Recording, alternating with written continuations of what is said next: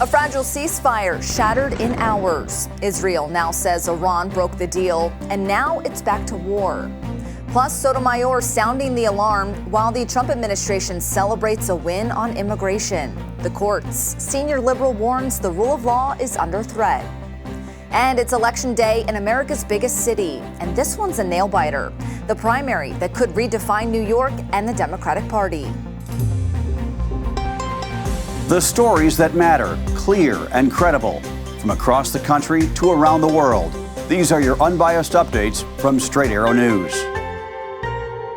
Hello, everyone. I'm Lauren Keenan, in for Craig Negrelli. We begin this morning with breaking news. The ceasefire between Israel and Iran may be falling apart. Just hours after President Donald Trump brokered the deal, Israel says Iran broke it, and now Israeli forces are striking back. Israel's defense minister has ordered the military to resume attacks, accusing Tehran of launching missiles into northern Israel after the truce began. The Israeli military posting on X that it will respond with force. Minutes later, Iran's top security council praised its military actions in the 12-day war and says it still expects the ceasefire to hold, but warned of a decisive and regretful response to any aggression. At the same time, Iranian state TV is denying missiles were fired after the ceasefire took effect. And now U.S. lawmakers want answers. This ceasefire so far doesn't mention anything about what our bombing of Iran was predicated on, which is destroying a so-called nuclear program. Well, does this mean that Trump's a party to the ceasefire? He says that Iran and Israel are. I hope the United States is as well, because if it's not, we're going to have to push this through Congress. That was Congressman Thomas Massie, who's pushing a measure to block U.S. involvement in the conflict, but says he'll hold off if the ceasefire holds. Lawmakers are set to receive a classified briefing today on the U.S. airstrikes that targeted Iran's nuclear development sites. Overnight, both sides agreed to the truce, with Israeli Prime Minister Benjamin Netanyahu declaring victory, saying Israel had met all its objectives, disrupting Iran's nuclear and missile programs, damaging its military leadership, and gaining air dominance over Tehran.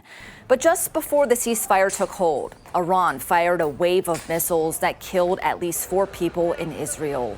Israel responded with airstrikes across Iran, and now the fragile calm may be unraveling. Iran's war with Israel isn't officially on the NATO agenda, but it's sure to dominate the room today as the alliance kicks off its annual summit in The Hague. Leaders are arriving in the Netherlands just days after President Trump ordered U.S. strikes on Iran's nuclear facilities and claimed that ceasefire deal between Iran and Israel. Security is tight and tensions are high, with Trump's first NATO appearance since returning to the White House now shadowing by a deepening Middle East crisis. Inside the summit hall, Trump is expected to push allies to meet a new defense spending target, 5% of GDP, while critics warn his moves risk fracturing the alliance. And while Iran may not be on the official agenda, NATO's unity and Europe's appetite for another U.S.-led conflict is clearly on the line. A scathing dissent from Justice Sonia Sotomayor, accusing her Supreme Court colleagues of rewarding lawlessness. The court's 3 liberal justices blasted a decision by the conservative majority, allowing the Trump administration to deport migrants to third countries, like war-torn South Sudan, with little warning and despite lower court orders blocking the move. In her dissent, Sotomayor warned the government openly flouted 2 court orders, and the majority let them get away with it. She wrote, "Yet each time this court rewards noncompliance with discretionary relief, it further erodes respect for courts and for the rule of law." The Trump administration calls the ruling a victory, with the Department of Homeland Security posting, "Fire up the deportation planes" on social media. However, immigrant advocates say the move puts thousands at risk and strips away basic due process. The federal government is now backing Florida's plan to build immigration detention centers, including one in the middle of the Everglades dubbed Alligator Alcatraz. Homeland Security Secretary Kristi Noem says FEMA will fund most of the effort using money from a congressional program meant to support cities taking in migrants from the border.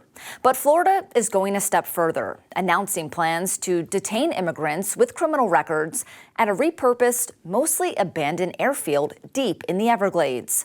They're calling it Alligator Alcatraz.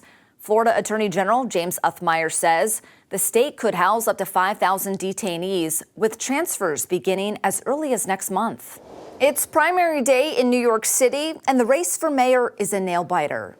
New polling shows former Governor Andrew Cuomo and State Assemblyman Zohran Mamdani in a dead heat, with Mamdani surging in late rounds under the city's ranked choice voting system.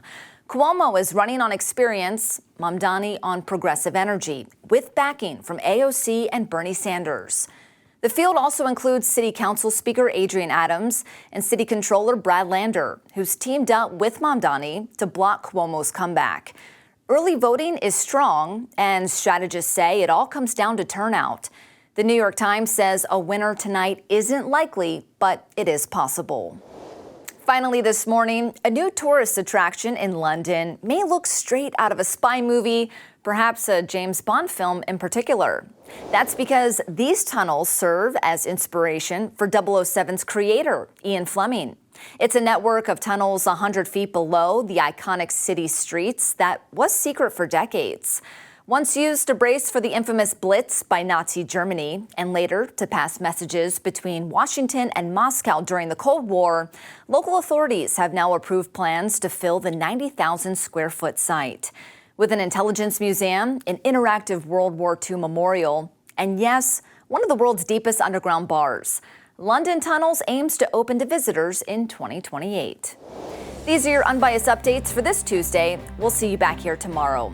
For all of us here at Straight Arrow News, I'm Lauren Keenan. Have a great day.